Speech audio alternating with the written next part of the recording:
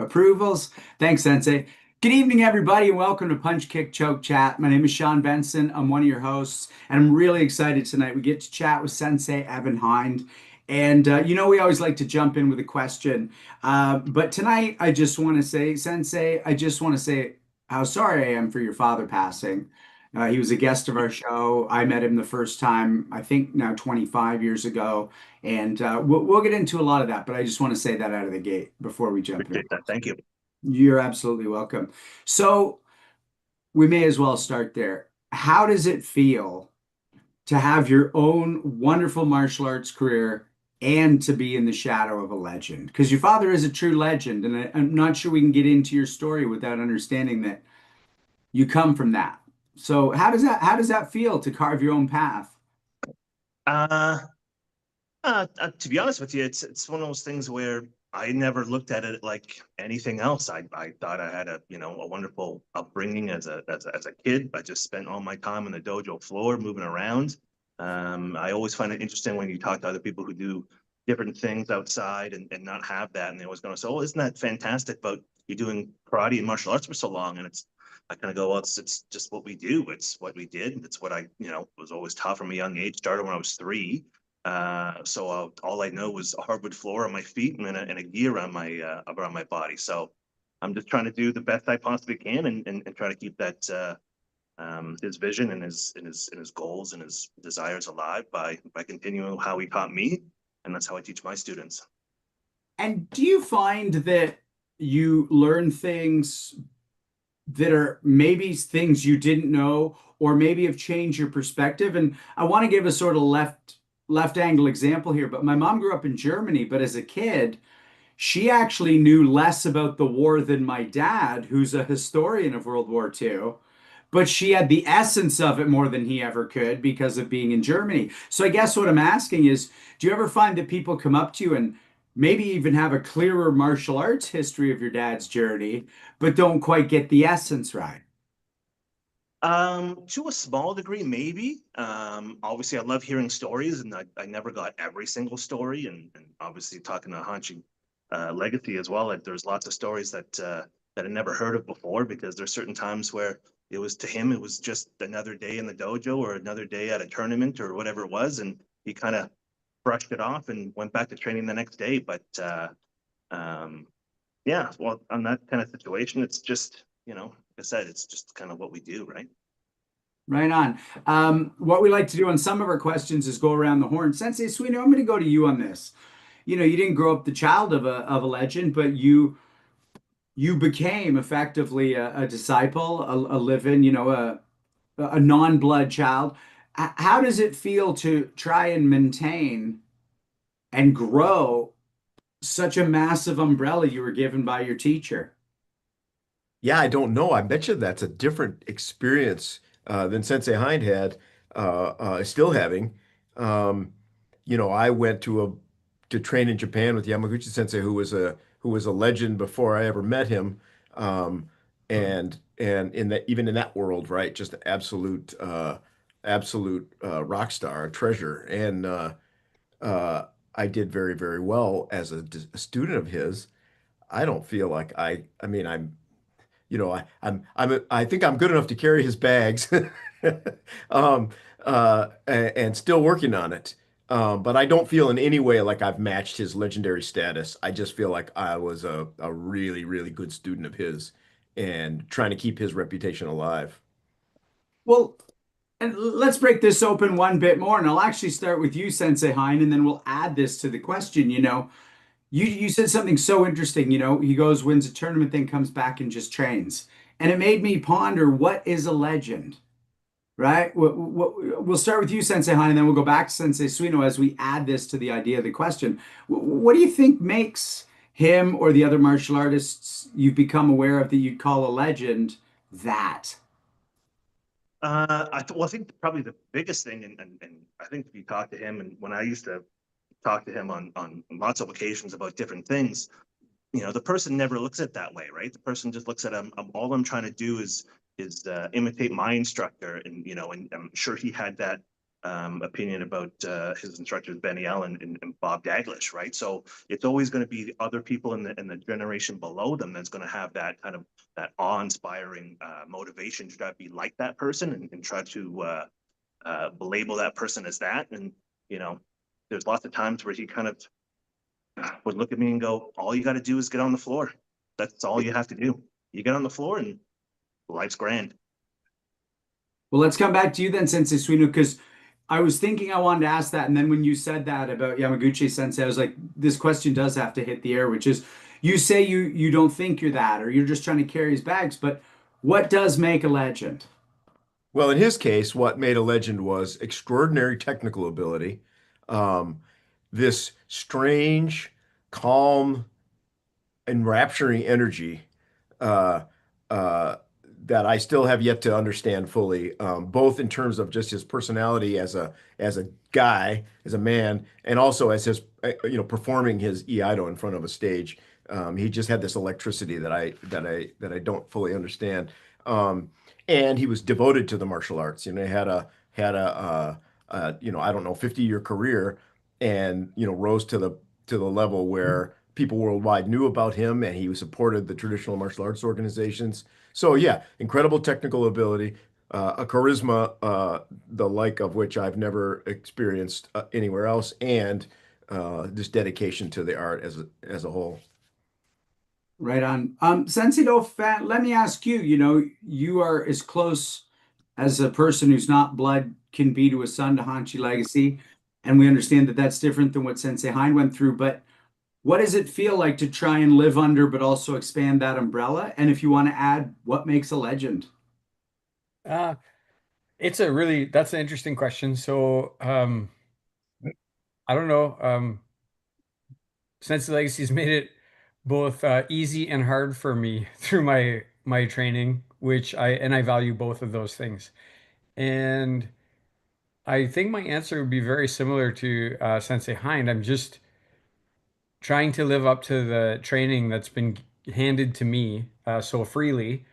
And my philosophy when it comes to that is just to try and not change anything for anyone that doesn't need to be changed. And what I mean by that is, there's always an odd person who will come in that just doesn't get the words or the way you say it. But, honestly, if you are a white belt and you come to my dojo and I teach you how to do Hajidachi, I'm going to try and use the exact same words that Sense Legacy uses when he taught me because it was good enough for me. So why would I need to go change it all up and make it different? Unless, again, like I said, you're a person who struggles, and then um, maybe you got to change it up a little bit for the individual sometimes. But what makes a legend? I think it's consistency, and is the main ingredient is consistency. Um, these people we're talking about, they show up when other people don't show up. They just keep showing up, and other persons, how I can't even imagine how many people have come and gone since Sense Legacy joined karate. Like how many thousands and thousands of people have come and gone, but he just continues to show up, right? And you keep continuing to show up, and then the people who come and go, they're the ones who spread your legend because they were there at this time, and then the new ones are there at this time, and then this time and this time. Um, so I think it's consistency and showing up, and I also think it's having standards, right? Um, you have a vision of how people need to be and what they need to do, and you help them with that, and you have a vision for yourself of how you want to be and what you want to do, and just that consistency and those standards over time, people recognize it. I really love what you said about the newer ones help spread the legend. That makes a lot of sense, right? Because there's this groundswell that they weren't part of that seems really awesome and is. Hanshi Legacy, he mentioned Benny Allen, and also we know you came up under Richard Kim, which is also an organization that his father was associated with. So you're in the umbrella of legends, but you've expanded that umbrella completely and become your own version of it. So how did that feel coming up under, these young legends, and in Richard Kim's case, not so young? And what is a legend? Well, I think history or time makes a legend. And um, for myself, I mentioned this before. I think that no one really, unless it's ego, really thinks that they're legends, because Right. the thing is that we all know our weaknesses and we all know what we should know, but don't quite have it under control yet. Whereas other people look at you, and just because you do one thing good, they think that you know everything else.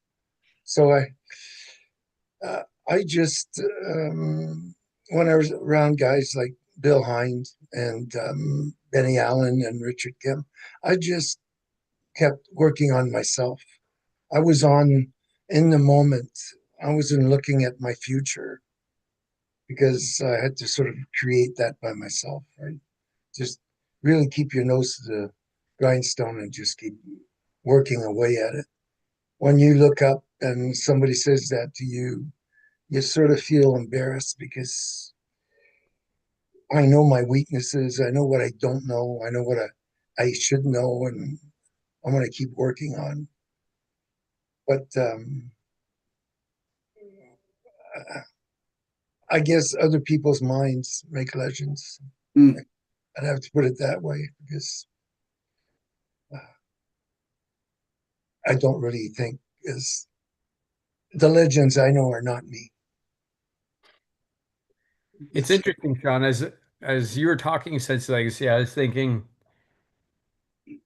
a legend, I think, is a person who maybe inspires many, many people, like continues. And I think your point is well taken. Like we know our own weaknesses, so we don't see ourselves in that light. But other people are, however many countless thousands of people looked at you, Sensei Hind, and actually all of us. Like we're kind of in the shadow of that as well, I think. So. Sensei Hind, anything you want to add to that before we jump into our introductions? Yeah, well, when you guys were talking about different things, and it is true that it does come from other things, other people, other influences, and it is true that it's not going to be you. Obviously, especially in the being martial artist, there should be no ego in your martial art. It's you're getting on the floor and training and inspiring people is always going to be the best thing that we can do. And making sure that you're being true to what you want to do, being true to your vision, being true to how you want to teach karate or how you want to let the world know what your karate is. I was a big proponent of when I teach. Like, I don't teach. I teach a person karate. I don't teach karate to a person, right? So everything's kind of gets more a little more individualized. Where I was always taught that sometimes it's not for everybody, but at the same time, everybody can do it. So I have to figure out what's going to make that person gel the best with how we want to learn that art. And sometimes that you got to tell the person to try all different arts, and something might click on them if they want to go to a different route. And there's certain times they'll circle back and come in again. So sometimes that even kind of allows someone to get a little more of an understanding of the world and might have a more of a appreciation of their first instructor or second instructor, and they can put them into that legendary category. Yeah, really appreciate that, Sensei. Hello, everybody. My name's Sean Benson. Like I said, this is Punch, Kick, Choke, Chat. So before we get to our introductions, I just want to say, if you're watching us here live on the Zoom call, Sensei Dauphin is going to like that red button at the bottom. We want your questions for either Sensei Hind or any of us on the call in and around the topic being discussed. And if you're watching on YouTube and it's not live, or you're listening on the podcast, hit subscribe, hit like. We're so happy you're here. We want you to fight in the comments. We want you to form bonds and marriages in the comments. Grow this thing, my friends, because we're here for you. And we're just really happy to do this, and we want you to be a part of it. So we're really grateful for that. There's something we used to do a little earlier when we were figuring out the format for the show, and we found it was a little tighter if we didn't do this every single show. But I feel like it's been a little too long to just acknowledge the ranks of the co-hosts. So I just want to say, Sensei Randy Dauphin is a 7th degree black belt in Legacy Shorin-ryu Karate Jitsu, as well as Hakatsudo, and a 4th degree black belt in the Ido, as well as a BJJ blue belt. he has other ranks. I'm doing the majors here. Otherwise, we'll be here all night with everybody. And with Sensei Suino, he's an 8th degree black belt in the Aido, a 7th degree black belt in Judo, and a 6th degree black belt in Japanese Jiu-Jitsu, as well as a black belt in Karate and a blue belt in BJJ. And Hanshi Legacy is a 10th degree black belt and the founder of Legacy Shorinryu Karate Jitsu, as well as a 10th degree black belt in Hakutsuru, and also holds a black belt in Iaido. And Hanshi, I hope I'm not forgetting any. Well, that's about it. That's about it. Okay. I just thought it was important because we used to do that every show and we felt it was a little heavy, but I also think it's important that we honor those ranks every now and then because those were hard fought and hard earned. And I think I've got the numbers right. With the three co-hosts I'm honored to speak with each night, it's 146 years of training. 146 years. And these aren't like casual years. This is time in. And that blows my mind, 146 years. So, anyways, just want to say that tonight. It's been too long. Sensei Dofa, how do you want to introduce our guest tonight?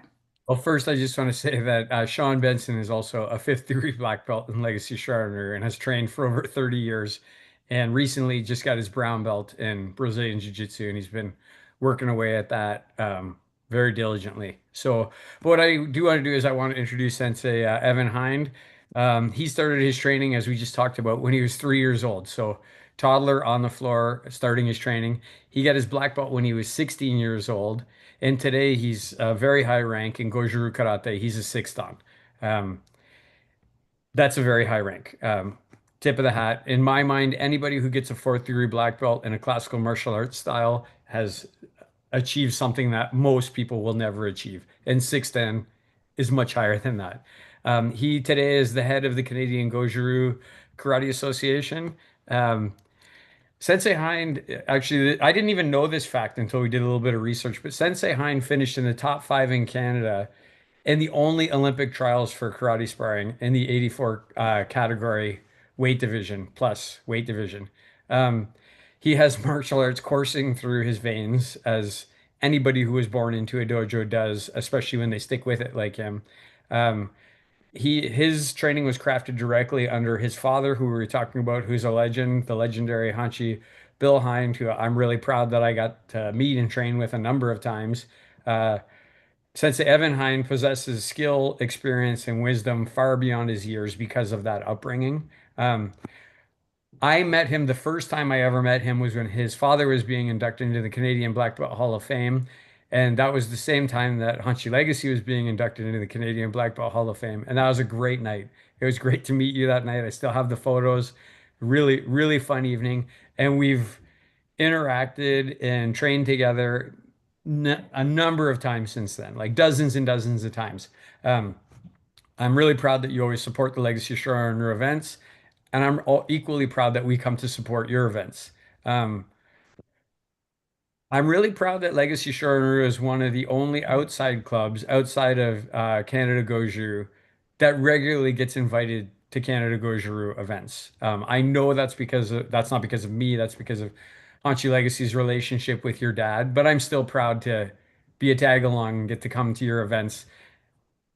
The most recent one was in Sensei Jones' dojo when we were, um, doing the memorial for your father, and I was so proud to be part of that event and be there with you.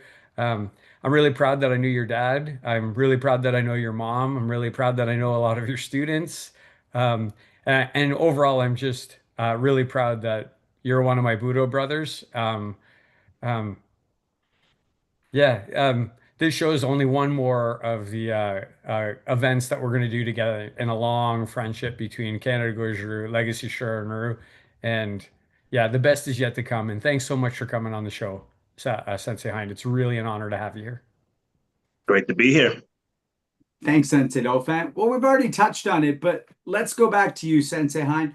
Tell us what it was like for you growing up and what brought you into that first martial arts environment. And tell us about, because it was so young, some of those early memories, experiences, highlights, before you got to those sort of teen years. Well, like I said, it started when I was 3. So basically, my parents didn't want to feel like paying for a babysitter, so they just kind of threw me on the floor, and I kind of spent most of my time running around and jumping on people. I was told that I made everyone do the side splits probably about an inch and a half deeper than they wanted to, just because we got to run around, me and my brother, at a very young age, and so growing up it was the same. So we had a lot of time. Obviously, we lived above the dojo, so it was about 13 steps to get down there and get on the floor, which was obviously a fantastic experience in my mind. I always had a place to go to, and if I, felt like I didn't want to be, upstairs hanging out, whatever it is, I had a dojo go down and train it. We had heavy bags. We got a workout area, so sometimes we would be up and down the stairs, running around, doing the best we can. And yeah, it was basically just traditional Go-Juru karate. My father taught some tough classes, and he distilled a lot of different things, and you learned how to kind of roll with the punches and move over. And one of the things I always kind of say, I'm a left-handed person, but I had to fight orthodox because I was the only left-handed person in the room. So he looked at me and went, tough, learn how to do it the other way. Okay, no problem. That's how you kind of roll. And eventually you got to learn how to switch sides when you get a little better at the side that you had to start with. So I only had good memories on the floor. Lots of bangs and bruises, and but no injuries, no broken bones, knock on wood. Training for 38 years and haven't broken a single thing. So I'm very happy about that. Sensei Suino, anything you want to say about fighting not your not your natural side? uh, you mean particularly in karate or judo or? Well, with your sword, isn't there a really relevant phrase with that? Listen, historically, virtually every samurai was right-handed, uh, with one very famous exception, um, who was Yoshioka, who was the guy who fought Miyamoto Musashi. Um, but I am sort of left-handed, and I had to learn right-handed swordsmanship because that's what was done. I have to say, when I got a little bit good at it, what I did was I spent about a year and a half doing everything on the opposite side just to see if I could do it. And that was fun, and I got a lot better at it, but I don't do it anymore. Right on. So Sensei Hind, was there an age at which you kind of went, oh, this is just something I was kind of doing as a kid versus no, this is something I, as a young person, even like a teen, and for me, I didn't start karate till I was 18, but I played piano just 'cause it was in our house and my parents gave me lessons. But guitar was me going, oh, I do music now for me. Was there a point at which that happened, like a shift, or was it just a fluid thing for you? No, there was a shift. I kind of realized basically what happened was I got a little tall for my age. So, but right around 14, I was a brown belt at the time, and my father jumped me from the kids class to the black belt class. So I bypassed the adult class by itself. He jumped me up to the black belt class, and I was there for probably about 6 months. And that's where it kind of like really opened my eyes and been like, oh, I'm actually here to, I'm doing something. I'm not just kind of, playing games and running around with the kids and being an assistant instructor and stuff like that. I'm here on the floor trying to, learn an actual situation and making sure that I can actually use the tools that I've been given for a while, and it was fantastic. And then eventually, he kind of looked at me and goes, "Yeah, you know what? Let's move you back down to the adult class." So then, all of a sudden, there I am as a 15-year-old kid at the head of the class because I've been the longest running in the highest rank on the floor. So that was a little bit of an eye opener as well. So moving, just kind of jumping from the kids class to the black belt class, and then back to the adult class was the what we call like the eye opening and the awakening of, okay, I can do this. I want to do this, and I don't think I'm ever going to stop this. So And you mentioned no broken bones, but this isn't a gentle club, to my understanding, that you're coming up in. And also, let's even forget the fact your dad was teaching you. You started at such a young age and you kept with it. What were the most major growing pains physically and mentally and spiritually? Because I think it'll be really helpful for a lot of people who start as younger people who are watching this show and might have a tough time bridging into adulthood as things change or as they go through challenges. well, I really think it's the hurdles of the factor, and the last time I sparred my father, I think I was about 12. Uh, and I fell over his back because I did a flying back fist and he ducked. So there I am, falling head over heels over his back. And he turns over and looks down at me. He goes, "Don't do that." And then he kind of walked away, and that was the end of the fight because I was already on the ground. So at that point in time, I lost. So then I kind of thought to myself, well, I've been winning tournaments left, right, and center. I've been beating most of the people around me. I don't want to say I was one of the best fighters in the club because I was very, very far away from that. But moving around and growing and realizing that there's different hurdles and there's different levels to this.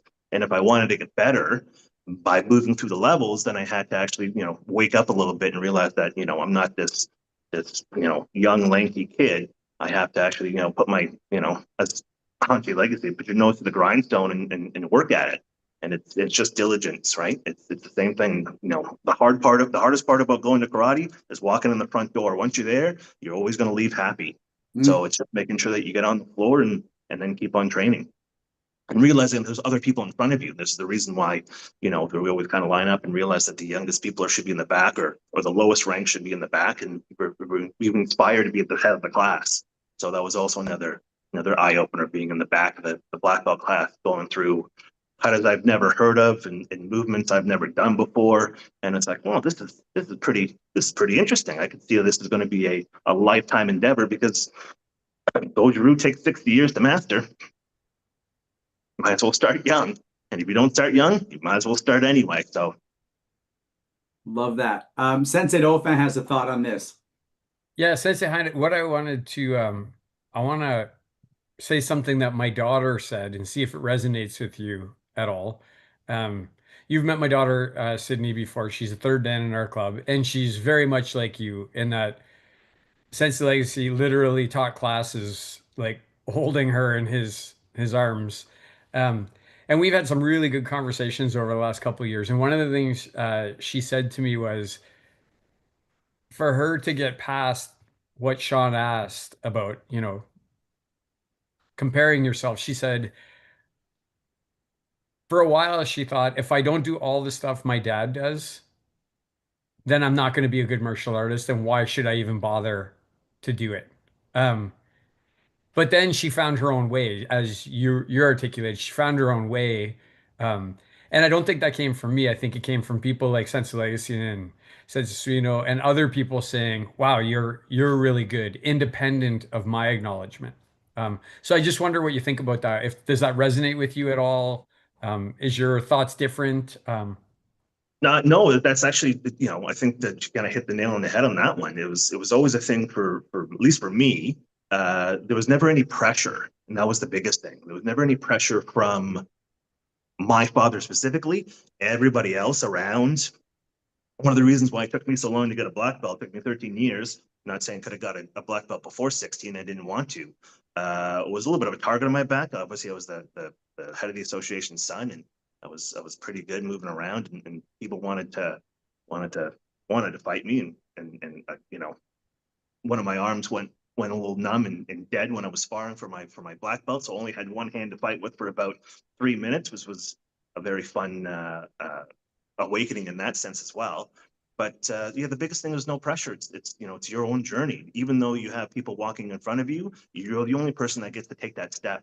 So trying to compare yourself to anybody else in the martial arts field is it's kind of an uphill battle, right? So you're never going to be the equal. You're never going to be the same as your instructor. You're never going to be the same as your fellow students. You're never going to be the same as anybody else around you. So you might as well kind of try to beat your own path, but you try to walk in the shadows of as we said before, of legends, and obviously they don't think it that way, but the people that want to keep on getting on the floor and training. Again, that's one of the biggest things, and I'll keep on harping back to that situation is for the people that I respect the most are the people that get on the floor, right? So Um, I'm curious because, when I did do that essay 20 plus years ago for my Nidan, I really got intrigued by some of the players, and one of them was Benny Allen, obviously through our lineage, but also Bob Dalgleish. Everything I found out about him, he had this sort of legend quality, and because he would come and go a bit and was a bit of a, he'd go down to the States and come back and show some stuff. When you were coming up, Was this history of these men imparted to you much? What's your impression of them or anyone I'm forgetting to mention? I never met them. I believe I met Benny once, but at that point in time, I was too young to even understand what was going on. It was just, I walked into the dojo and my father goes, "Oh, that's my kung fu instructor," and I go in, "Hi," and I kind of kept, ran away, kind of thing. So I think I was about 7 or so, but you'll hear the stories, you hear the training, you hear the what they went through the training through Eastern karate and stuff like that. And again, all you can do is either be inspired or try to replicate it. And sometimes the replication doesn't happen, and so you kind of keep the inspiration in your heart and keep it in your head, and make sure you kind of try to thrive closer and closer and closer to all those stories, right?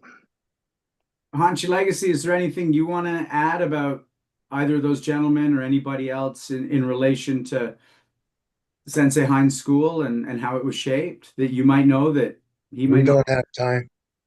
We don't have the time to do that. Yeah, I mean, I'd have to spit out like 50 years of, I can't do it. There just isn't enough time. Maybe when something happens, I can come up with stories and right. But it seems to me that since I've um, met Evan, that he is on the same path. He's on that same path. He's like we all said earlier. We're just keeping our nose to the grindstones. History, we're making the history. History will come out in somebody else's lips or words. Right. So Um, well, let's see if we can narrow in on this Hanshi Legacy. When you think, because he just talked about those old days of Eastern karate, and he goes, I hope, who knows if we're continuing it. What do you see in karate today that is in common with what you used to do back there? We always talk about what's different, but if you said Benny Allen or Bob Dalgleish would be happy with a thing, what would it be? I It's, think pardon yeah, me. I think it's that we stuck to the classical karate. That it's still the root of all martial arts. And some people go off and think that what they've made up is better than the old styles. The knowledge in classical karate comes from the beginning. Then there's like Funakoshi or Matsumura, and then Itosu, Funakoshi, and it just goes all the way along. Then it comes up to you, and then you work hard and you put your little bit of knowledge, you're updating up to it, and then it just keeps going. So it's really just you're just really one step in the long journey. And the thing about that is that everyone who's went before you can learn from them still. If somebody just starts something tomorrow, then there's only what he thinks is right. So classical karate is multiple ideas, multiple teachers. I think that's the best way of learning everything. It's like what I did was it, I just added the white crane to Shorin Ryu. That's all I did. I didn't change the actual what we were taught from the original katas. Thanks, Hanshi. Sensei Heinz, so you're a teenager now. You're in the black belt classes. You're moving toward the adult classes. Talk to us about the next little while of your martial arts, what it felt like getting a black belt from your dad, from that organization, and then, where you began competing or if that came a little later. Talk us through that time. Uh, So we started competing at a young age. We had on the association when I was young. We had several dojos in the association, so we did lots of events, lots of tournaments. We usually have about 3 or 4 a year. So there's probably about I would probably say at least 10, 15 solid years of just straight tournaments and seminars. We kind of do that over and over and over again. which was fantastic. And again, moving from the kids class to the other class, or at least jumping to the black belt class, was again a little bit of a awakening of how things are supposed to be done, the hard training, realizing that you're going to be part of the 1,000 club, you're going to do 1,000 sit-ups, you're going to do 1,000 leg raises, you're going to do 1,000 push-ups, you're going to do all that kind of stuff. And that was considered the warm-up. And you kind of realize you're like, oh, this isn't one of those times where you get to kind of ease up and hang on the back and not do anything, because everybody realizes that since it is a class, everyone gets to count. Everyone has to do the best they possibly can. So you kind of realize that you do become a little bit of a family and a unit on the floor, and everyone's there to help each other out. And you want to make sure that everyone gets better with you. Like, if there's no holding anybody back on the floor, because if you're doing that at any point in time, you're just holding yourself back. So that's comes to mutual respect back and forth between the karate class, right? And what do you think engenders the most respect? It's a word you've used a couple times, and it obviously is oozing through this discussion. But is it just showing up, or is it how you show up? Is it what you do when you show up? How much is your talent or your toughness part of that respect? I wouldn't say that talent or toughness would be anywhere in that kind of stuff, but I think it's how you walk in the door. It's making sure, what I always taught, where the moment you bow in, you got to be prepared to die, because you never know what's going to happen on the floor. If you fight hard and train hard, sometimes things happen. You get been punched and kicked several times in the head, and the only thing I was told after that was put your hand up higher, and that was it. There was no way around how to get it out of that situation. If you're in between, and we never fought with pads, which is a little bit of a change when I moved over to the sports side of things. Took me about 6 months to get over that, and not realizing I had an extra 2 inches on my fist.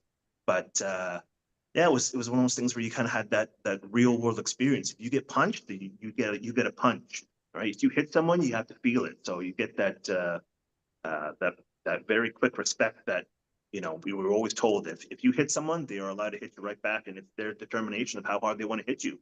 So you have to understand that at any point in time, if you mess around, or you're not taking it seriously or something like that, someone will come around and correct that attitude. So the best thing to do is, again, you walk on the floor, there's no ego. You're there to learn, you're there to help, and you're there to do the best you can.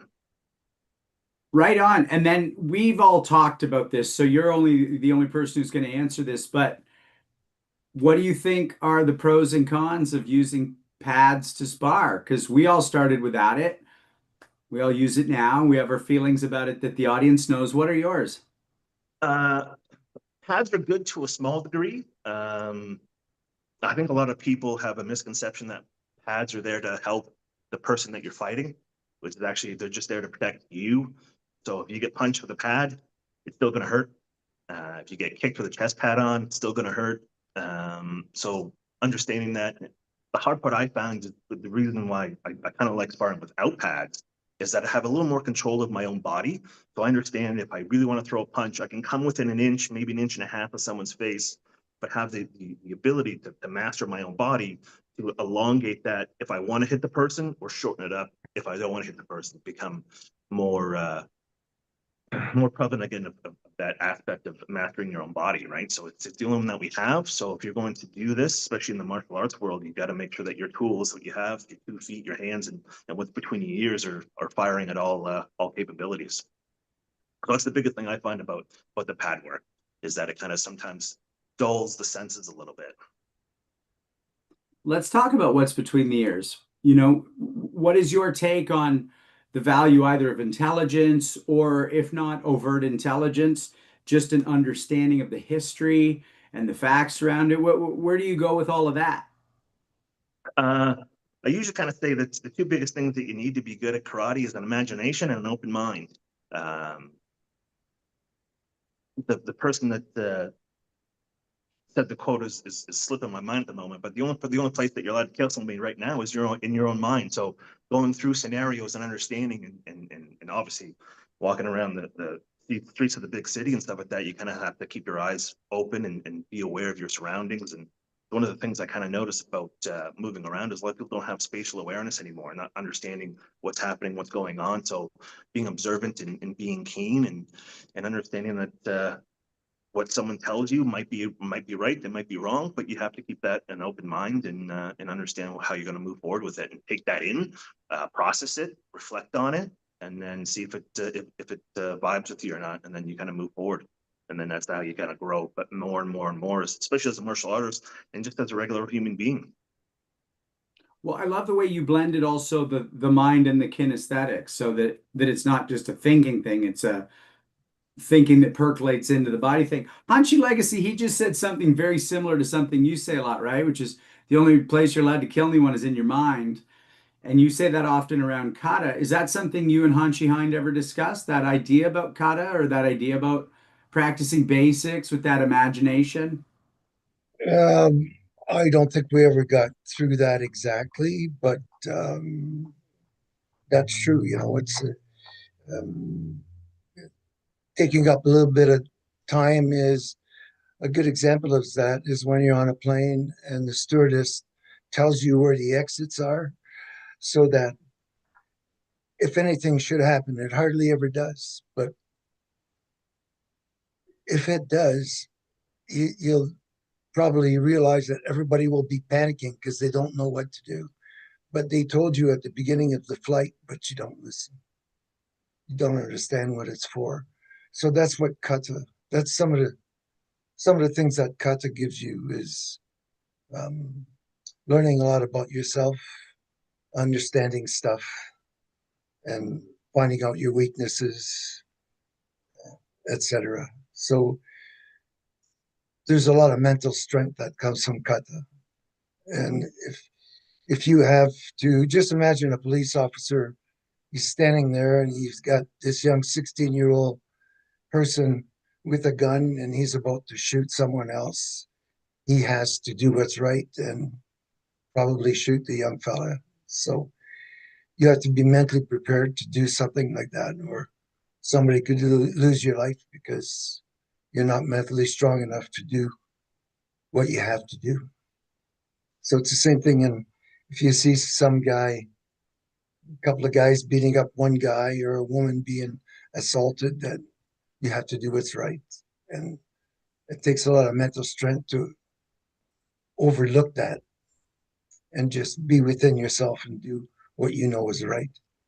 So there's a lot of mental strength that comes from martial arts, inspiring and kata. Thanks, Hanchi.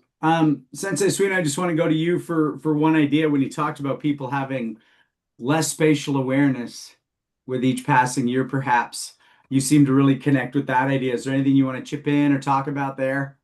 Well, I think we probably all notice it just among the general population.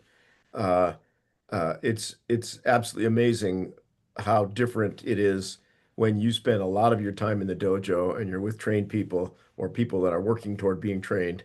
And then you go to the grocery store or to the Walmart and you watch how people move through space, and it's just dreadful. They don't have any visual awareness. They don't have a sense of how much space they take up. They really don't understand social distancing. And I guess maybe we're keenly attuned to it because we're martial artists. But I think it's gotten worse. And I think the reason it's gotten worse is because we spend so much time with our faces glued to our phones. And so we lose a lot of, our attention is here instead of here. And, it's kind of like what Sensei Hein said, you train, you train, you train, but there's that one time, right, when you may need that training. Well, those folks don't have it. And so they're going to be in a very unfortunate situation if and when there comes a time when they need to be able to defend themselves or react to a danger. I just want to chip in minutely on this. Even this piece of paper, the pencil on it has depth, but the perfect replication of this on my screen has no depth. So even millimeters of depth are lost, but we know in martial arts, millimeters matter. And I really think what you said about the screens is bang on, Sensei Suino. Let's come back to you, Sensei Hein. Let's break open on a really simple level. What does Goju, and do you accept that means hard soft? What does that mean to you in concept and in practice? Uh, in concept and in practice, in my mind, just means balance, understanding that there's extremes, and what you're trying to do is trying to blend the two, which means it means balance. So how I kind of teach in that, in my vision of moving forward, especially within Goju-Ryu, is teaching the balance of the hardness and the softness, and understanding that you're moving through, and you're actually understanding where the centering of things are. So the center, obviously, of the two extremes are going to be the best place that you can be. Understand that you have the ability to go as hard as you possibly can, understand the ability to have the ability to do as soft as possibly can, and that trying to find that vision of doing the exact same things at the exact same time, right? So sometimes it comes a little bit of a contradiction of being hard and soft at the same time, in the same moment, which a lot of people kind of try to wrap their head around that as a little bit. Sometimes it gets a little confusing, but that's the strive that we try to go for. At least that's what I try to go for. Sensei Dauphin, only because you've put your hands on me more than anybody in a way where I felt both hard and soft from you so completely. I want to know your thoughts, even though not being a Goju practitioner. Where do you go with the hard and soft idea? Mm, I don't know. I think of it. I I think of it a little bit different than Sensei Hind. Um, not I don't disagree with what he just said. I think you go through the hard towards the soft. Like I think at least in Shorinru, because I don't do Goju, so I don't have a frame of reference for that particular style of karate. But I think you start really hard and fast, and then over time you move to a softer thing. But I do think that you keep that range, right? So, and it's good to be able to go fast and hard, or in Sense Legacy's words, throw a change up, right? Start really hard and then all of a sudden change the speed and slow it down on a person. And on a practical sense, this really only kind of applies against another trained fighter, because untrained fighters are not going to pick up on any of that. Just hit them super hard and fast, or just hit them relaxed, but they probably won't react to it anyway. So, Mhm. um, what I'm talking about is in relation to another trained person, right? Being able to change your speeds, hit really hard, hit really fast, start slow, speed up, start fast, slow down. I think these are important skill sets for martial artists to develop. But I think it takes a lot of time and a lot of training to develop that. Most people are stiff and hard and fast when they start, in my experience. Hanshi Legacy, I'm sorry I don't remember the exact quote on your wall, but do you think it's soft and hard or soft is hard?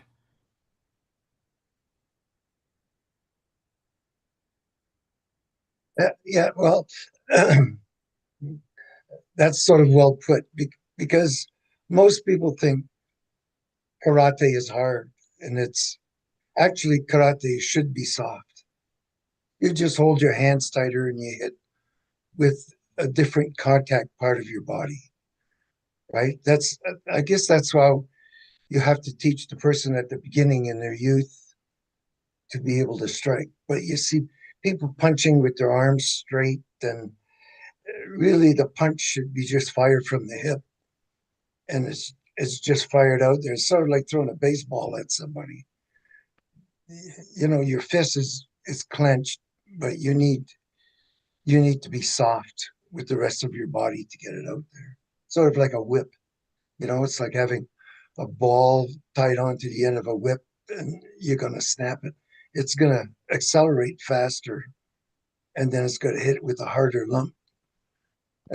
I guess the difference between hard and soft would be if you're going to hit somebody with a garbage truck at 30 kilometers an hour, you would do a lot of damage. You might even finish the person off. But then you can have a piece of lead the size of your small finger and accelerate it at 200 yards, and or you can hit somebody with a motorcycle at 120. So the speed is the difference, right? So you get to be smarter, I think. You get to be smarter, and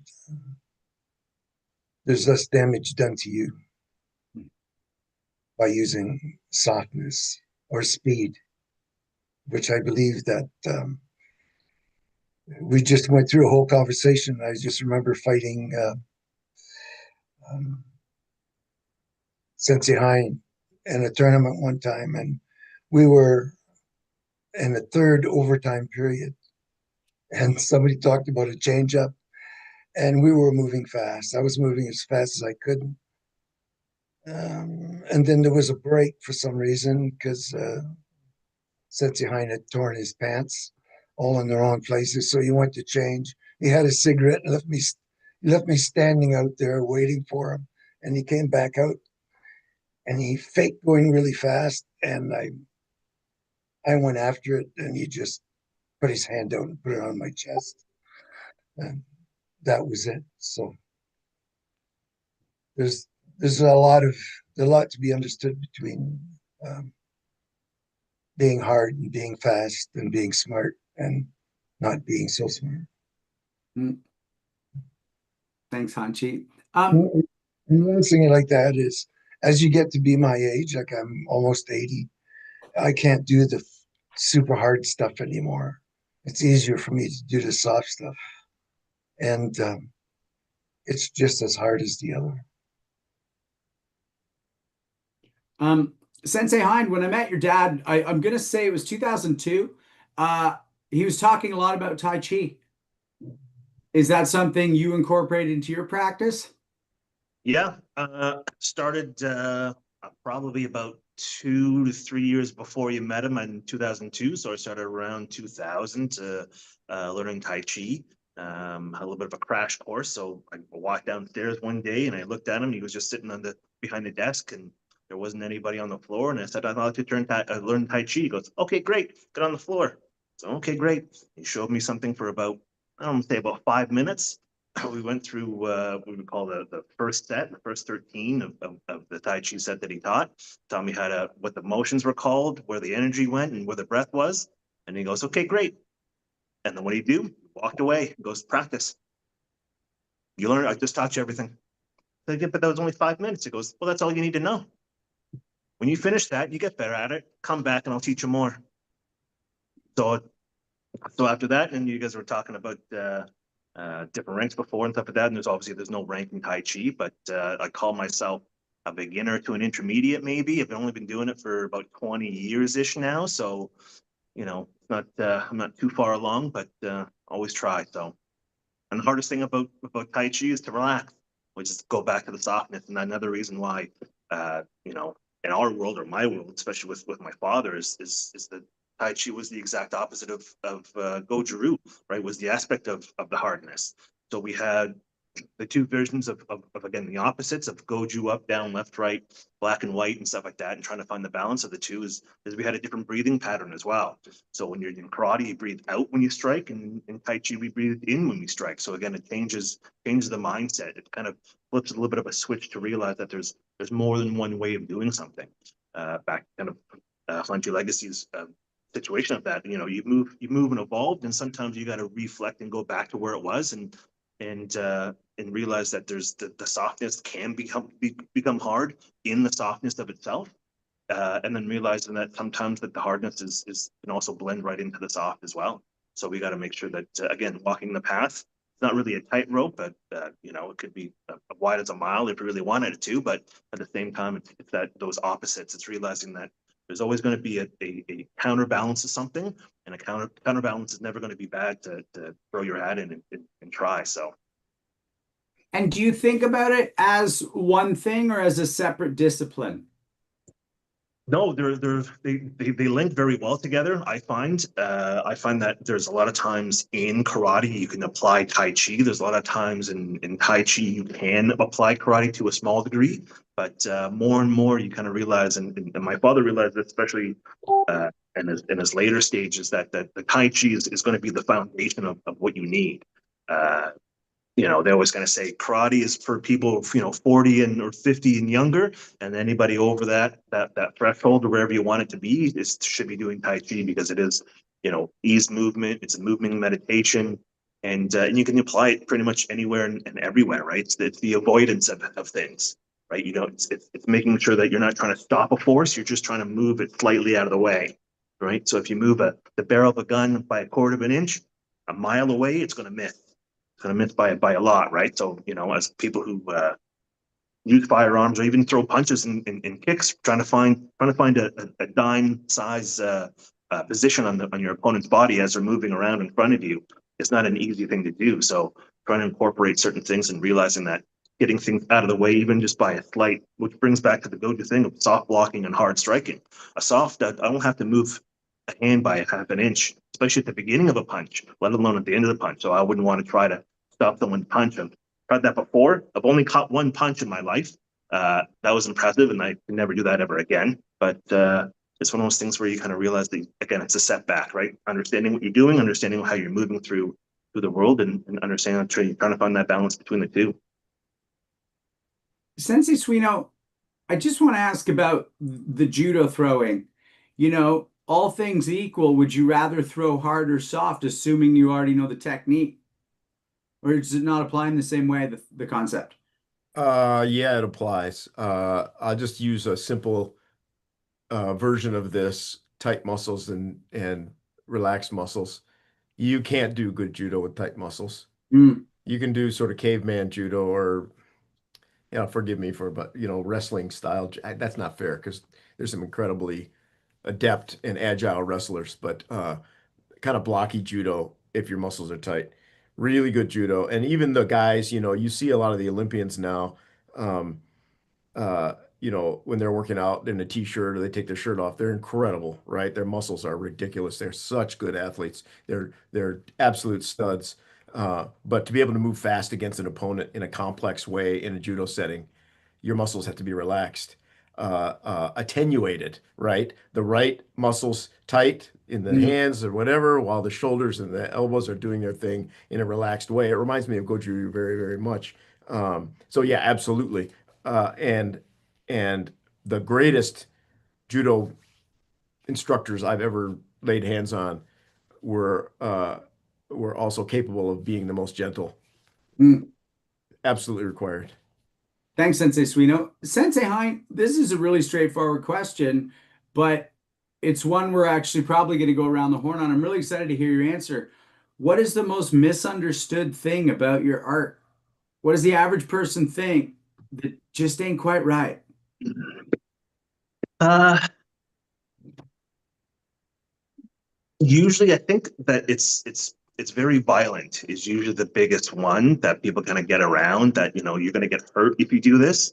Um, and the hard part is, you can get hurt by walking down the street sometimes, so you kind of have to kind of play that by ear. So I think that it's the violence of the stuff and not understanding that. After that, what I would say is that it's the layers of it. So people kind of have a lot of times they look at it as karate or goju or any style of martial arts, to the person that isn't in it, is that it's a very basic kind of thing. It's just blocking and punching.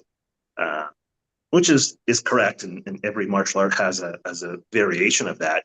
But there's a lot of layers to certain things, especially when you get to kata, especially when you get into moving someone's body, especially when you get into bankai and stuff like that. And let alone fighting is such a complex situation where you gotta realize that you have two people moving around doing what they wish they want to do, and realizing that they can't do it at the exact same time.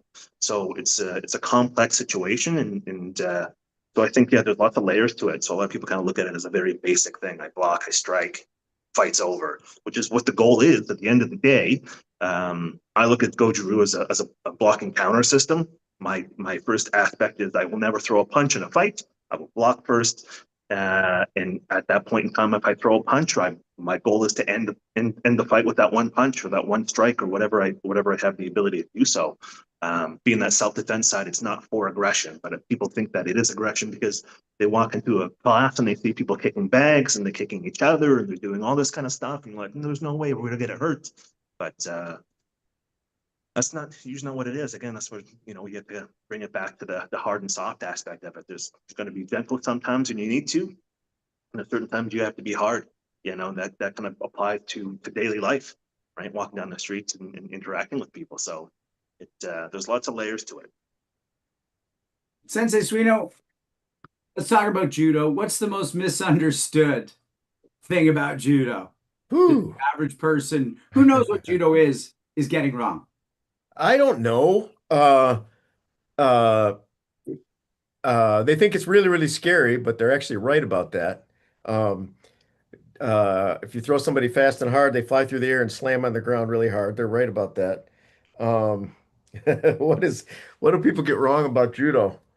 Uh,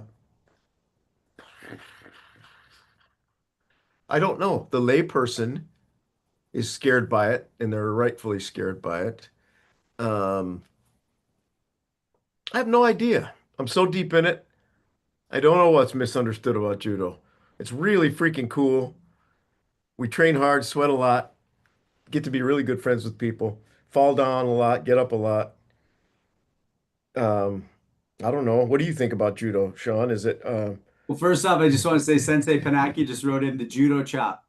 yeah, there you go. I grew You up know, with I judo thank chop. you, It's the most Big Al. dangerous move in the world growing up. Sensei Al just solved the equation. That's absolutely right. People have no idea what fucking judo is, right? That a lot of people just equate everything together, right? Karate, judo, that's all they know. And I remember that growing up. In fact, I had a kid in my neighborhood that was kind of a little asshole, say that to me one time. I'm going to judo chop you. And I invited him to do so, but he decided he decided to go the other direction. It's a great question. Sorry, I have a lousy answer.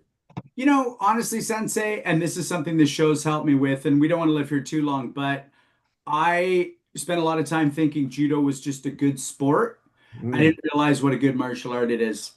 I didn't realize how truly deadly and how truly bonkers it would be for someone to get thrown in a real way, in a real encounter. So I think that's the biggest misconception I had coming in. fair enough. Good sport, but not quite a fighting art, is it? And then I'm like, no, I'm absolutely wrong. Um, let's just do one more Hanchi Legacy.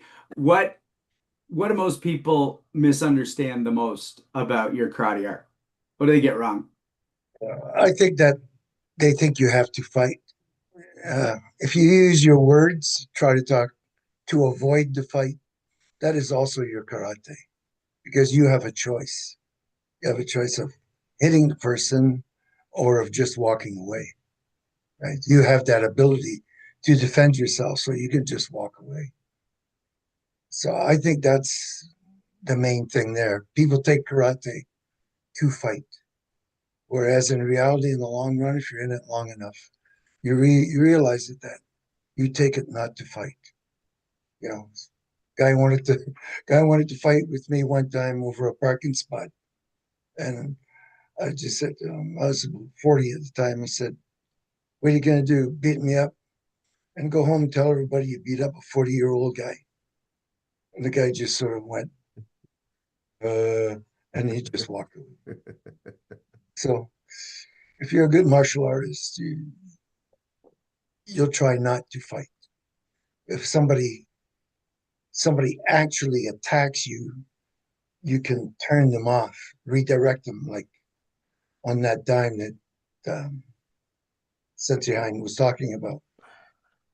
Um, but I really don't think you have to fight. But if you do, you have to finish it quickly, like one shot. You don't have to do something to really harm them. You can hit them in the body somewhere that will just stop them, and nobody gets hurt. Really, really hurt, right? Because the longer you're in a fight, the more of a chance you have of getting hurt. That's just that simple. Thanks, Hanchi. Sensei Ofan, if you don't mind, I'm going to throw it to you to guide a bit of the convo about his Olympic training, simply because, as far as I know, you've done a lot more tournament training than I have. So I think you can guide this chat better. I just would like to hear Sensei Hind, what was that process like? Like how did you get selected? What were the trials like? This is something that not a lot of people, even in karate, have any idea about, like an Olympic trial. Like, how do you Yeah, even get yourself to Olympic trial? And then when you get to the Olympic trial, what's it like? Well, I only made the national, so I didn't make the national team, which would have moved on to the actual Olympic trials. But it basically just started off like any kind of kid's dream, right? You hear, trying to make the Olympics in a sport, or when you would love to represent your country in that shape, in that fashion. And when it kind of came around, I think it was announced in 2016 that it was going to be Olympic sport in 2020 in Japan. It's like, well, been doing karate for a long time, and why not give it a try? So then I looked around. I found that the national team coach was just up in Thornhill. So I went up there and introduced myself, and I looked at her. Sensei Nassim was also a member of the Black Belt Hall of Fame. She was inducted, I believe, a year or two after I think the pandemic ended, which was fantastic. I walked in the door and she kind of looked at me sideways and goes, "You want to try?" I was a 30-something-year-old guy at that point in time, probably a little past my prime, but said, "Yeah, well, I want to put it in." I've moved around a lot and I've done some things, and it was a very big change of how I usually fought and how I learned how to fight from my father, and how I teach how to people how to fight and stuff like that. Uh, it took a while. It took a long learning curve. There was a lot of things I felt like I was a brand new student all over again, which was actually very nice. It was a little refreshing at that point in time to get back on the floor as a, in quotation, as a newbie. Obviously, knowing how to throw a punch and a kick is pretty easy, but the style that they do, the way that they move, how they flow, and how they attack and how they retreat, it was it was a very interesting, and I'm actually very happy that I went through it. But yeah, fifth in nationals. I think that was the best that I did. That was my very first nationals, so I thought I played pretty high in that. And then did that, went in for another year, and then after that got injured a little too much. The old body kind of broke down on me, and I needed to repair it before I got it back into the move thing. So What was training? What were some of the training sessions like, if you don't mind me asking, Sensei Hein? Like when you went in, like what would they make you do? How long were they? How many people were on the floor with you? the training was supposed to be an hour. It never ended up being an hour. Sometimes it was an hour and 10, sometimes an hour and 20, sometimes I think one point in time was an hour and 45 minutes. It was a lot of cardio. It was more what you would call it in the sport aspect of it. So it was a lot of warm-ups, there was a lot of movement patterns, practice, obviously a lot of sparring, because that's what it was. We had the ability to do uh, kata on that side. I threw my hat in the ring and I kind of realized that it was a little too traditional for the uh, for the sports side of the kata. So then I pulled myself back and said, well, I'm just going to focus on sparring then, since it's going to make me get a little better in that fashion. And kind of focused all my time in the sparring. But there were a lot of movements, a lot of cardio. The big difference, one of the big difference that I kind of realized was a lot of movement. There was a lot of bouncing up and down, back and forth kind of thing. There's a lot of quick feet, quick movements.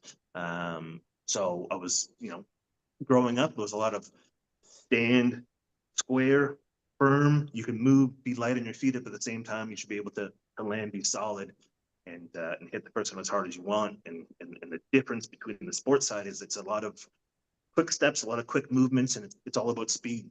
Speed and accuracy is fantastic. And at one point in time, it took me a while to realize it. And one of my training partners looked at me and said, don't look at this as karate. It might be a little too hard for you. Look at this as tag. What you're trying to do is you're trying to get in, hit the person, and get out as quick as possible without them hitting you as well. So this isn't the meat grinder of getting nice and close to the person and throwing punches and kicks and seeing who could be tough in a fight. It's almost the exact opposite. It's speed, it's control, and it's technique. So it was almost the exact opposite of how I kind of was raised on things. And there were certain times my father would show up and I can hear him and yelling about what to do and what to do. In the back of my mind, it's like, I can't do that. I'm not allowed to do that. I'm not allowed to do this. So back to the old, Rick Jocelyn days of kicking somebody in the groin as hard as they can. And then all of a sudden you get to fight after that, right? So it's like, I'm not allowed to do that. I get a warning, I'll get disqualified. So there's a lot of things that I wasn't allowed to do, but that I was taught, which would have been very effective in the fight. But so that's pretty much what the differences were.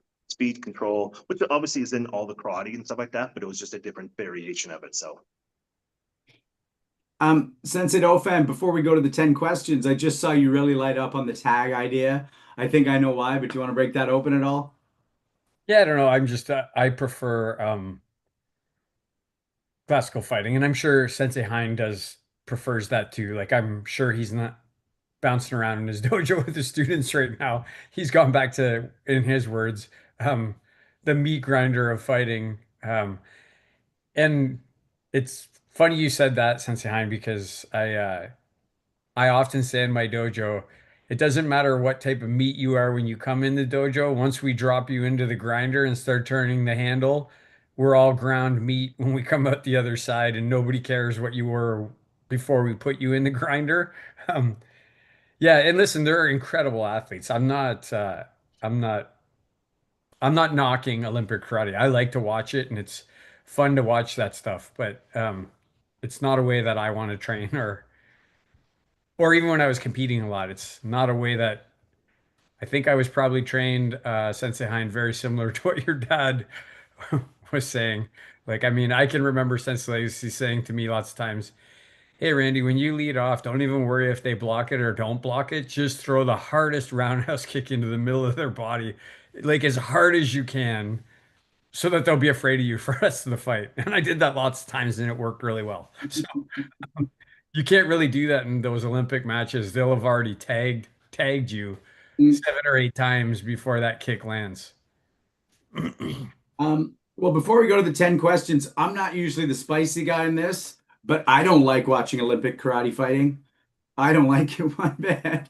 But we won't get into that. We'll get into that in another show. But it's kind of what you just said, Sensei Dauphin. The too many tags for not enough actual stuff. Okay, Sensei Hein, are you ready for your 10 questions? We ask all our guests. We're always refining and shaping, so you're going to get a newer 10 questions that we're really excited about. You have 10 Okay. minutes to answer these. We ask that you answer as impulsively as possible, but then feel free to elaborate. If you take 10 minutes to answer 4 questions, great. If you take 5 minutes to answer 10, great. It's your time. What is your favorite martial arts technique? Uh, reverse punch. Good answer. Who is the most influential martial artist in your life? That would be my father, Conchu Bill Hind. Mhm. Who do you think is the most influential martial artist alive today? I would probably go with. Depends on what style you're talking about. I feel like a lot of people are gravitating towards more like the mixed martial artists. So if you kind of look at someone like well, depending on what you're looking at, what your timeline is, but like Conor McGregor, I'm sure got a lot of people into things. I'm a big fan of the kung fu movies, so I think Jackie Chan and Jet Li. I think those are fantastic people as well that bring a lot of people into the fold. And there's certain times where you get like the fast routes and stuff like that, kind of understanding that those hardcore guys also pull people in. So there's a lot of people that in the field, and there's a lot. So to hammer down one name is almost too tough to understand that people kind of get pulled in. So What's your favorite martial arts movie? I would have to go with the original Karate Kid because it's kind of based on Goju-Ryu, the whole wax on, wax off, and the hard training, but I was never taught the crane kick. I was just taught a hop and front kick. So I was a little disappointed when that came out, and I asked my father, "What was that?" And he goes, "Oh, just put your hands in there when you do it next time." So I said, "Oh, that's fine too." What is the best thing you think that martial arts has done for the world? I hope it's given people some discipline and some focus. And to be honest with you, what I really hope it have helped out with is again the mastery of your own body, understanding that what you have and this the only body that you have in this lifetime is something to be treasured and used effectively, not wasted really. Uh, that may or may not segue nicely into our next question. What advice would you give to your younger self?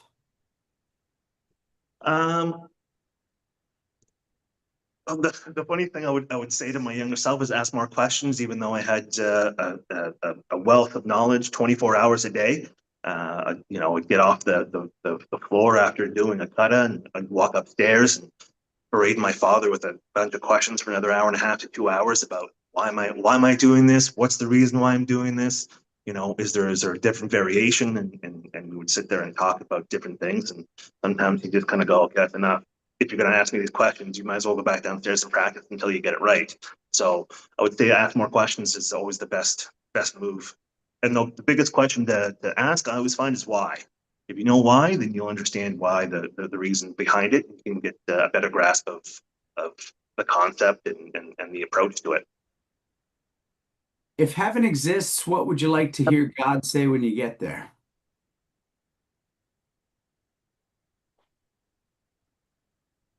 Come on in. If you could have any actor, living or dead, play you in a movie, who would it be? I have no idea. Let's go with Harry Cavill. Nice. Going full Superman. Might as well. You might as well go with the big S in your chest, right? Right on. Um, our last two questions come as a pair, Sensei. What is your greatest achievement and what is your greatest regret? Uh, I think one of the greatest achievements is just the time that I've spent on the floor. The biggest regret sometimes is the pauses and the breaks that I took, and again, not training as much as I did, or training more and understanding more. And I think one of the bigger one on that point in time, again, especially when you kind of lose your idol and the person that you want to strive to be the most, is the time. Right, the biggest regret is not spending enough time. So. Well, thanks for your 10 questions. How long did it take, Sensei Dauphin? He took 4 minutes and 40 seconds. Fucking A. We're going to donate the 5 minutes and 10 seconds to starving kids in Ethiopia. That's just, I don't know where that came from. That's what my dad used to say at the dinner table. Maybe because we're talking about dads. Sensei, hi. I want to talk to you about your breaks because, this is something that I've taken inadvertent breaks, but not consciously. And to my understanding, none of the other hosts have. But I think it's really important for people listening to know what prompts breaks and what the challenges are to coming back. And then, what your journey was with one or more of those. Yeah, well, I think the first break I kind of took was only a couple months, was about 3 or 4. But again, being on the floor pretty much 5 or 6 days a week, that's a huge break, especially when I think I was about 12 or so, 12 or 13. It's just one of those things where it kind of came around. So it's like, yeah, I don't know if I want to do this anymore. It's that kind of hurdle of exploring the world and friends and school and all that kind of stuff. And getting back was a little easier the first time. The second time was college. There was a little bit of a longer break. I'd still show up to functions and stuff like that, but getting on the floor took a lot of time. Obviously, you're out, you're having a good time with people and friends and that kind of stuff as well. But and I think the hardest part, what a lot of people kind of make them hesitant about coming back, is they either feel embarrassed it took them this long to walk back on the floor. They feel like they're out of shape, which I've always said, if I let the students go, I'm going to get back in shape and I come back on the floor. And I have to go, getting on the floor will get you back in shape. So just come back. All you do is just come back on the door. You'll be happy again. Everything will be fine. And then you just take your time to, slowly, surely work at it. But so I think those are the two biggest things. So the breaking is fine. It's going to happen. Realizing that you're not the only person that needs to take a break or wants to take a break. Obviously, life comes up.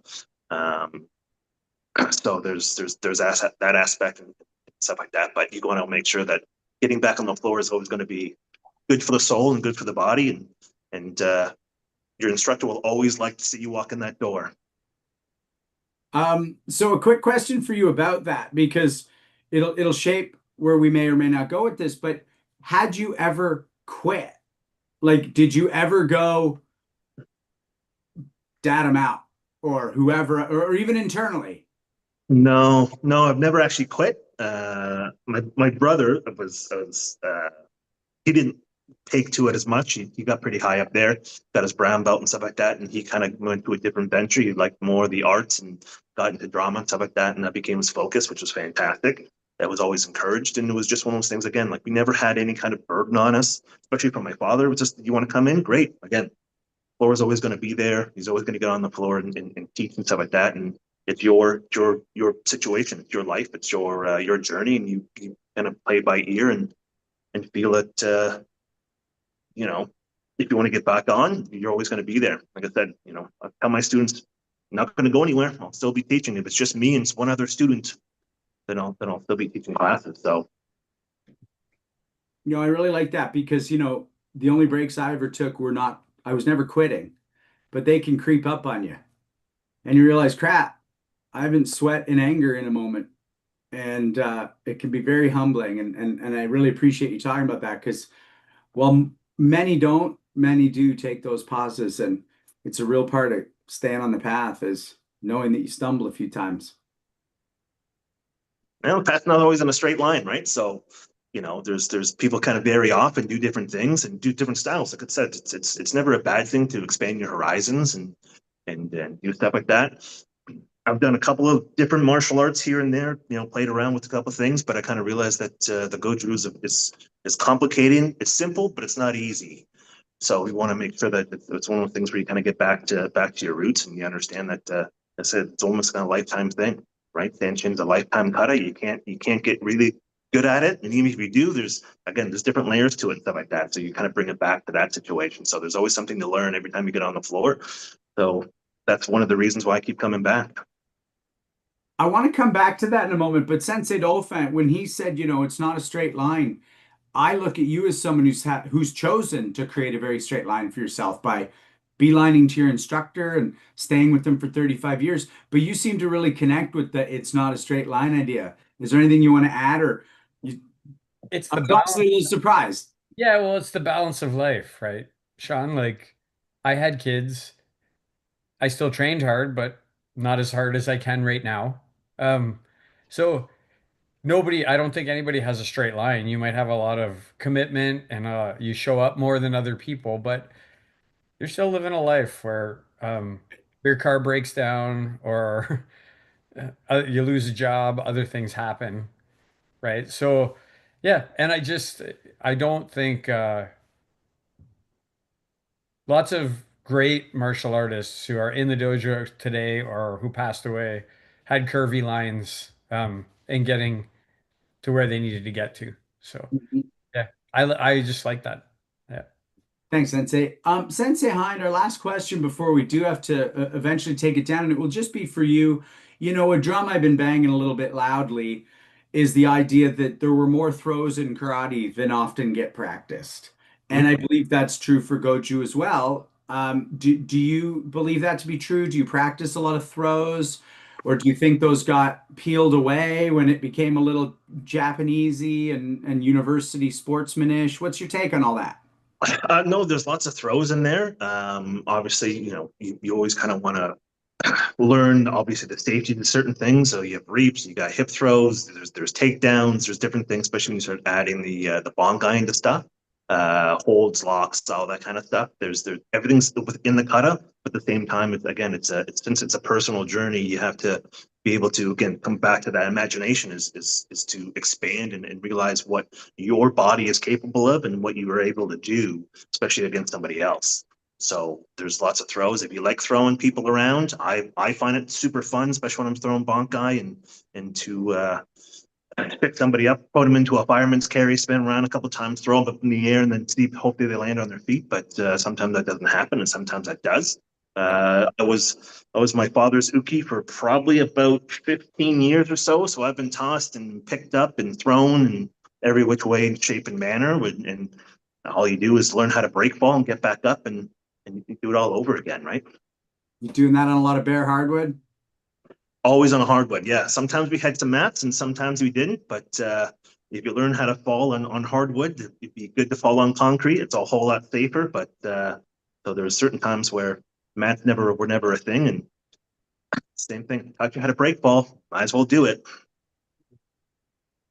This is not about your dad, but that's the most reminding me of sitting in his office at his club in 2002 thing of just like if you're going to be able to do that.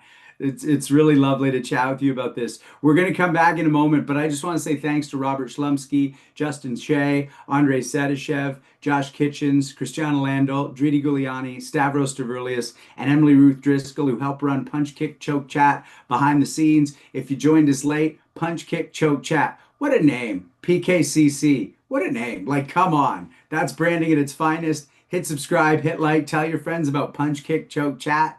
And so what we're going to do, Sensei Hein, is we do a little something called Round the Horn at the end. So we'll start with Hanshi Legacy, and we'll all go through and chat a little bit about our time with you. And then the last word and the good night will go to you. Sounds Um, great. so Hanshi Legacy, what do you want to say about our time tonight? Yeah, it was a great time. Nice getting back together and listening to your end of it. It sort of helps you just be yourself. When you come to these shows, you're always going to hear about your dad, but you're making your own way. You're making your own way now, and everybody will realize that you may be a legend just like him. So next time you have something or we have something, hopefully I'll see you there. I'll be there. Okay. Thanks for that support. And all you have to do is call me, right? And we'll be there. Okay. Thanks for coming on our show. Appreciate it. Thanks, Hanchi. Sensei Suino, what do you want to say about our time this evening? Sensei Hind, thank you so much for coming on the show. Great to hear your story and get to know some of your thoughts. As much or more than anybody who's been on the show, you just eat, sleep, live, and breathe karate as if it's a really matter of fact thing. Truth is, of course, if you know the statistics, it's not matter of fact at all. It's a very rare thing, but I'm just grateful that we got to spend this time together. Looking forward to seeing you at the next event, and I hope we get an opportunity to train together at some point. Did it. Thank you, Sensei Suino. Sensei Dofan? Sensei, hi, brother. Listen, I read a lot of notes. You gave me lots of sound bites, so I appreciate that. Um, I like right at the beginning, you said being a karate person isn't cool. It's just what I was raised to do. I Hmm. think that's interesting, right? For me, sometimes karate is not for everyone, but everyone can do it. That's also very true. You trained for 38 years and you haven't had any broken bones. Um, Since Legacy's now gunning for you. um, um, I can still move, so one of my greatest things is running away and getting up some flight of stairs pretty quick. So um, I like when you said replicate the legend's technique or be inspired. And if you can't replicate, keep the inspiration in your heart. That's also like that's these some of these are very powerful statements. Um, this isn't the meat grinder of karate fighting. Think of it like tag. That's we've talked about that a little bit. I like the new 10 questions. Um, reverse punch, that's the same thing that Sensei Legacy said. I said that. Your dad probably said it. Sensei Copeland said that. All the real karate people say that, I think. Um, most influential in your life. No surprise, your dad, Hunchy Bill Hind. And it was nice to hear like all your comments about him. Gave me a little bit of more of an insight into your dad, other than what I just knew of him. Um, Best movie, original Karate Kid. Best thing for the world, discipline, focus, mastery of your own body, and actually you said appreciation of your body as well. It's the only one you're gonna have. Um, this is a really good one. Uh, ask more questions. That's what you would tell your young self. I think that's a really good one. I'm going to tell the young people to keep asking more questions. Um, I can actually see it now when I look. Harry Pavel, I can see it. Him, you, you and him, you have a bit of a similar Superman look. So, um, greatest achievement, time on the floor. Greatest regret, more time on the floor with your teacher. I like what you said right at the end when people are embarrassed to come back. They got to get back in shape to get on the floor. No, get back on the floor and then you'll get in shape. That's uh, that's very true. Um, I also the last thing I want to say is one thing that I learned about your dad tonight through you, and I'm really happy that he did this for you because I think it's why you're standing here tonight as a very successful martial artist is you never had a burden to train. Like he wasn't like driving you to be the martial artist that you are right now. He allowed you to be the martial artist that you are right now. And I think that's a huge benefit because you're a great martial artist. And thanks for coming on the show. appreciate it. Thank you so much. Thanks, Sensei Dofan. Sensei Hein, I just wanted to like we're not the same age, but we're the closest in age on this call. And my greatest regret was also time wasted. And I just want to say that it's nice to share with you that we're not young, but we're not old, that we're lucky to have figured that out already. because we got a lot of time ahead of us, good Lord willing. So I just, I squandered a bit of time, but as more time passes, not as much as I think, because there's more time that I've gotten to not squander relative. So I just want to say I can relate on that level, and it was nice to hear you talk about that. I appreciated that. How do you want to say goodnight to everybody?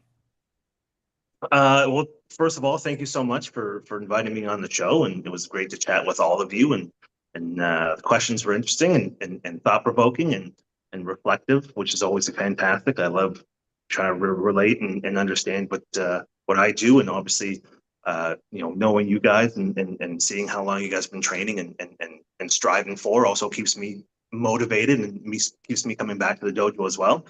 Uh, back to the same thing, that all I would say is to everybody watching, if you want to hear a little bit of a small advice, is walk on the door, get on the floor. That's all you got to do, right? So it's one of those things where I always kind of remember this when my father went over to Okinawa and was training with Motoko Yagi. He walked in, he was wearing a $5 gi and a $2 belt. Here's one of the greatest Goju practitioners in the world, and he's walking in like nobody knows who he is, wearing this and being humble and stuff like that. And there's nothing wrong with taking some breaks. There's nothing wrong with asking a bunch of questions. There's nothing wrong with trying to get yourself better and move forward. So, like I said, get on the floor, keep training. Thanks, Sensei. That's about as good a goodbye as you could have given. Thank you, everybody. Thank you, Senseis. We'll see you next week for our next episode, everyone. Thanks, everybody. Thanks, everybody.